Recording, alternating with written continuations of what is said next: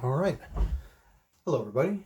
Been a while, but here I am making a video on a subject that for some time now I've wanted to talk about because I've made some changes to my gear in the past few years, and it has a lot to do with the finer details and nuances of fabric. Quite a lot has happened in the last 10 years, 20 years, let alone, even just the past 5 years. A lot has happened and changed when it comes to the technology behind, these fabrics for backpacking, for shelters, for backpacks and all that. I'm going to focus on shelters. And I, for many years now, have been using a flat tarp as one of my go-to shelters. I have one here in front of me. This is my Borah Gear 7x9 Silpoly tarp, and also my Borah Dima bivy, which is a custom bivy that they do. And you'll notice that both of them are in the same dry bag. So I'm going to talk about why I made the switch from DCF to or Cuben fiber. I say Cuben fiber just because that's what I'm used to saying for the past, almost 10 years now. So that's what I want to be saying. Old habits die hard, but I'm going to be talking about why I made the switch, because I used to have a Cuben fiber tarp. And if you go back on my channel and you check out some of the videos that I have, you can see me pitching it and talking about the pros and the cons, right? But in the end, after getting out there in the field and going on many different section hikes and pitching it, there were some things that got me to make a switch. Yes. Now, another reason why I'm doing this video now is that I got some kind of extra inspiration from another channel that I like. It's another ultralight backpacker named Matt. I'll put a link in the description below to his channel so you can check out his perspectives on the matter. He makes some very good points, and it's a good video, good discussion. It's good that we have different perspectives adding to the discussion so we can get a more complete picture of this, right? Again, it's pretty niche, but if you're going to jump down the ultralight rabbit hole, here we go. Now, bulk has become kind of a meme when it comes to Cuben fiber, and that was one of the big factors that contributed to me switching. Now I have a Cuben fiber shelter here just to use as like a comparison. This is a hybrid tent, so I'm not going to be talking about the, obviously the differences between a flat tarp and a hybrid tent. This is just simply to demonstrate the bulkiness if you're not familiar with it. If you are familiar with Cuben fiber, you already know that it's pretty bulky. It's, like I said before, it's well known. Ultralight Jerky even has memes about how much space, some of these shelters like Tarp Tent is now making Cuben fiber tents and all that, which they didn't do for quite some time. They were one of the latecomers when it comes to making tents out of Cuben fiber. But here we go, just so you can see that if I'm really pressed, this is just a solo shelter too, and it's not that big of a shelter. And if you want to see me talk about this shelter and get inside the shelter and all that, I have a video on my channel on this shelter, the 6 Moon Designs Zpacks. But yeah, this thing, it doesn't get any better than that when it comes to bulk. And I have, a smaller pack. I've been really dialing in my pack so that the volume is, something that I like to have very low. So I usually use a Mountain Laurel Designs burn pack, and that's more than enough space for what I need for section hikes and all that. And part of that is because of switching to something like this, the tarp and the bivy combo. So let me show you just to show you kind of the difference, and also keep in mind that a 7x9 tarp, you're going to have far more room to work with underneath the tarp, that is. At least there's more livable space, and it compresses really well, as you can see. And also, but more realistically, if I have this in my backpack, I'd be rolling it down.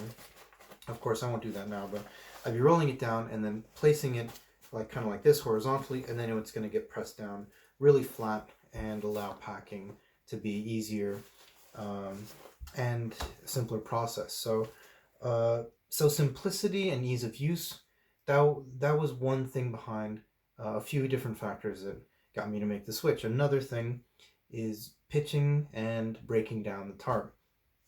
One thing I noticed having for years, having Cuben fiber shelters and tarps, is that whenever you take it out of a stuff sack or take it out of your pack, or however you want, when you want to pitch it, you're gonna have to like either unfold it or like wrinkle it or unfurl it.